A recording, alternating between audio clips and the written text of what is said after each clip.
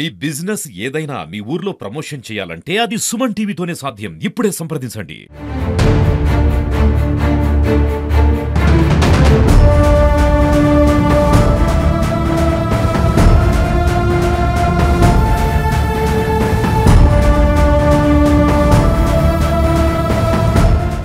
యాదాద్రి భువనగిరి జిల్లా భువనగిరి మున్సిపాలిటీ పరిధిలో ఉన్నటువంటి రాగిరి వద్ద ఉదయం ఒక విచిత్రమైనటువంటి సంఘటన జరిగిందని చెప్పవచ్చు. ఎందుకంటే లావణ్య, వరంగల్ చెందినటువంటి లావణ్య భర్తతో విభేదించి ఈ రాగిరిలో ఉన్నటువంటి మనం ఆ ఇంటి వద్ద ఉన్నాం, ఈ ఇంట్లో నివసిస్తుంది. 4 పిల్లలతో ఈ ఇంట్లో అద్దెకుంటుంది.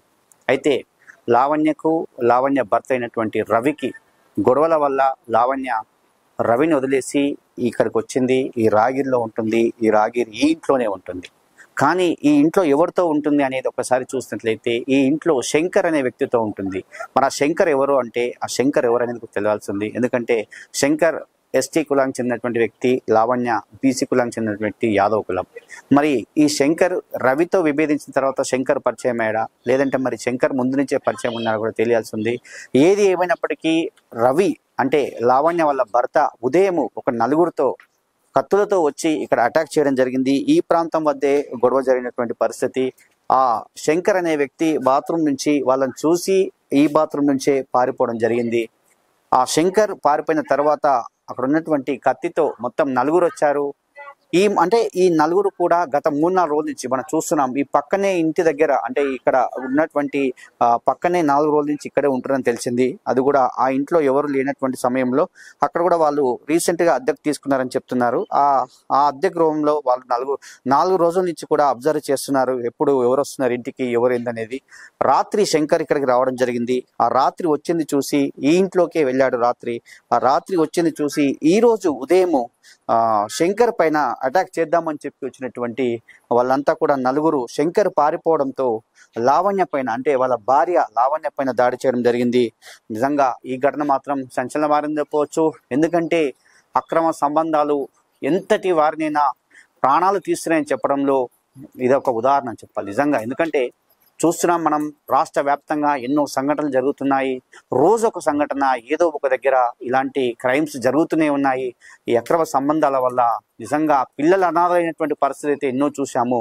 నిజంగా మరి ఈ సంఘటన కూడా ఆకోవకే చెందుతుంది. ఎందుకంటే రవి తనకున్నటువంటి కోపం, మరి లావణ్యకు రవికి ఏం గొడవలు ఏమో కానీ రవి చంపేద్దామని చెప్పొచ్చాడా లావణ్యను, లేదంటే శంకర్ను చంపేద్దామని వచ్చాడా, మొత్తానికైతే ఈ ఇంట్లోనే ఉన్నట్టు తెలుసుకొని ఇక్కడికి వచ్చి ఇక్కడ అటాక్ అయితే ఉదయం చేయడం జరిగింది. ఆమెకు ఆ శంకర్ పారిపోయిన తర్వాత లావణ్య మీద అటాక్ చేసినప్పుడు ఆమె పైన కాకుండా కాళ్ళ మీద అటాక్ చేస్తే కాళ్ళంతా కూడా తీవ్ర గాయాలైనవి. భువనగిరి ప్రభుత్వ ఆసుపత్రిలో ఆమె చికిత్స పొందుతుంది. అదేవిధంగా రవి కూడా లొంగిపోయాడు, పోలీస్ స్టేషన్లో లొంగిపోయాడు. కానీ మిగతా 3 మాత్రం పరారీలో ఉన్నారు. శంకర్ కూడా పరారీలో ఉన్నారు. శంకర్ అసలు ఏం పని చేస్తున్నారు అని చెప్పి మనం పక్క వాళ్ళని అసలు అడగగా వాళ్ళు ఏం చెప్తున్నట్టు ఇంటి ఓనర్ చెప్పినటువంటి విషయం ఏంటంటే గత 8 నెలల నుంచి లావణ్య ఇక్కడ అద్దెకుంటుంది, మా ఆయన వస్తుంటాడు వెళ్తుంటాడని చెప్పింది. వీళ్ళు కూడా అంతే, ఆమె ఆధార్ కార్డు ప్రకారమే వీళ్ళు రెంట్కి ఇచ్చారు. కానీ అతను ఎవరంటే వారానికి వస్తారా, లేకుంటే 2 రోజులకు వస్తారా, 3 రోజులకు వస్తారా, శంకర్ అనే వ్యక్తి అక్కడ జేసీబీలు నడుపుతూ ఉంటాడు. ఇక్కడ శామరిపేట దగ్గర ఉన్నటువంటి 3 చింతలపల్లి దగ్గర జేసీబీలు నడుస్తా అని చెప్తాడట. ఆ విషయంలో భాగంగా ఇక్కడ అంటే శంకర్కి సంబంధించిన అంటే లావణ్యకి సంబంధించిన భర్త శంకర్ అని చెప్పి వీళ్ళు కూడా అనుకున్నారే. కానీ నిజంగా శంకర్ మరి వేరే అతని చెప్పి వాళ్ళకు కూడా తెలియని పరిస్థితి. పక్కపొంటి వాళ్ళను అడిగినటువంటి విషయం, పక్కన ఉన్నటువంటి వారిని అడిగితే వాళ్ళు కూడా రెంట్కుంటున్నారు. వాళ్ళని అడిగితే ఆమె ఎప్పుడు కూడా బయటకు కొంచెం వెళ్ళకపోయేది, పిల్లలే ఆడుకుంటూ ఉండేది. ఎందుకంటే 3 పిల్లలు ఇక్కడ ఉండేది, ఒక పాప మాత్రం 10th అయిపోయింది, అక్కడ హాస్టల్లో ఉంటుందని చెప్పారు. ఆ పాప కూడా నిన్న రీసెంట్ కూడా ఇక్కడికి రావడం జరిగిందని చెప్పారు. నిజంగా ఏది ఏమైనప్పటికీ సభ్య సమాజం తలదించుకునే విధంగా ఈ కార్యక్రమాలు అయితే నడుస్తున్నాయి. ఈ అక్రమ సంబంధాలు అయితే నిజంగా ఎటు చూసినా కూడా, ఎక్కడ చూసినా కూడా రోజు ఒక దగ్గర ఏదో ఒక సంఘటన అయితే జరుగుతుంది. నిజంగా కలిచివేస్తుంది. ఎందుకంటే చూస్తున్నాం మనం, ఎన్నో ఘటనలు చూస్తున్నాం, ఎన్నో సంఘటనలు చూస్తున్నాం. ఈ జిల్లాలో కూడా ఎన్నో సంఘటనలు జరిగినటువంటి పరిస్థితి. ఎందుకంటే క్షణికావేశంలో చేసేటువంటి నిర్ణయానికి బలవుతున్నటువంటి వ్యక్తులు ఎవరంటే చిన్న పిల్లలే అని చెప్పొచ్చు. ఎందుకంటే 4 పిల్లలు ఉన్నటువంటి మన లావణ్య ఇలాంటి దుశ్చర్యకు పాల్పడొద్దు. ఎందుకంటే రవికి కోపం అందుకే వచ్చింది, వేరే వ్యక్తితో ఉన్నాడని చెప్పి రవికి కోపం వచ్చింది. మరి లావణ్యం చూసుకుంటే లావణ్య కూడా మా భర్త నాకు వేధింపులు తట్టుకోలేకనే నా మీద పోలీస్ స్టేషన్ కంప్లైంట్ చేశాను, నేను ఇక్కడికి వచ్చా అని చెప్పి ఆమె కూడా హాస్పిటల్లో ఉన్నటువంటి ఆమె కూడా చెప్పడం జరిగింది. ఏది ఏమైనప్పటికీ నిజంగా క్షణికావేశంలో ఇలాంటి నిర్ణయాలు తీసుకొని బలవుతున్నటువంటి సంఘటనలు అయితే ఎన్నో ఉన్నాయి.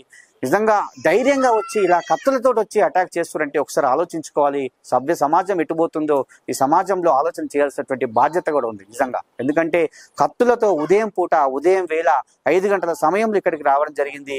అక్కడ శంకర్ని అబ్జర్వ్ చేస్తున్నారు. శంకర్ ఎటువైపు వెళ్తున్నా చూశారు, కానీ శంకర్ అతి తొందరగా తప్పించుకొని అయితే బయటికి వెళ్ళాడు. మరి శంకరే దొరికితే మాత్రం ఇలా శంకర్ కూడా ప్రాణాలు పోయేటువంటి పరిస్థితి నిజంగా చెప్పవచ్చు. నిజంగా ఈ సంఘటన మాత్రం కలిసివేస్తుంది. ఎందుకంటే పిల్లల్ని చూస్తే చాలా బాధ కలుగుతుంది. ఎవరో చేసేటువంటి తప్పులకు, తల్లిదండ్రులు క్షణికావేశం చేసేటువంటి తప్పులకు బలవుతున్నటువంటి పిల్లల్ని చూస్తే కూడా బాధ కలిగినటువంటి సంఘటన చెప్పవచ్చు. ఇది రాయగిరి వద్ద ఆమె రెంటుకున్నటువంటి ప్రాంతం వద్ద ఉన్నటువంటి పరిస్థితి. కెమెరామెన్ అరుణ్తో శరత్.